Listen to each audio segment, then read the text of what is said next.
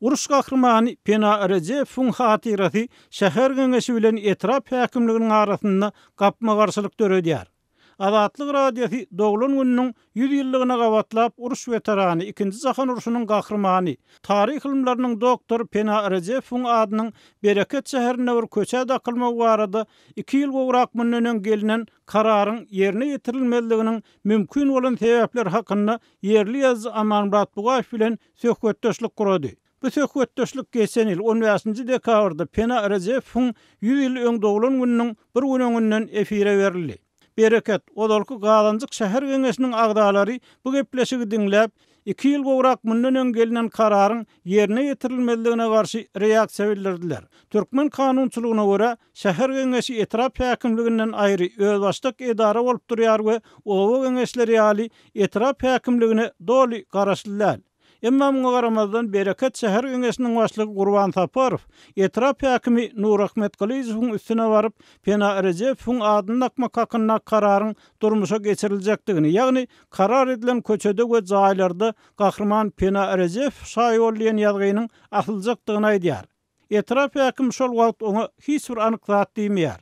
Şondan soň şäher geňeşiniň agdalary Pena Recepov'un adynyň dakylan köçesindäki jaýlara wagtdaýyl ýazgylar dakýarlar. Azatlygy şol gün gelip gowşan maglumata görä etrap häkimi 17-nji dekabrda ol ýazgylar aýyrmak hakynda görkezme berýär.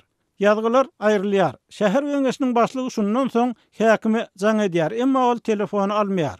Soň ol häkimiň edarasyna baryp gerek bolsa men seniň bilen kanun esasynda suwutlaşaryn.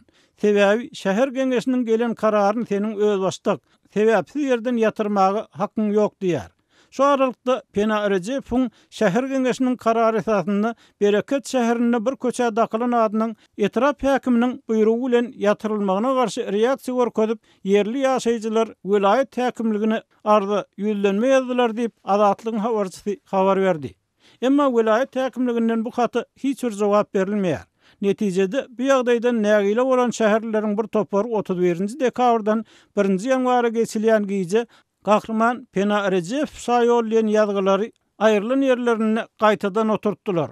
Ol ýazgylaryň aşagyna suraty düşdiler. Kuş tepip aýdym aýtdylar diýip Azatlygyň habarçysy şol gün habar berdi. Bu ýazgylar 2-nji ýanwar güni hem ýerine durdy. Onuň ýanyna günnüz baryp bilen bolmady. Emma şol giýje olary näwelli adamlar aýryp gidipdir diýip habarçy sözüniň üstüne ýetirdi.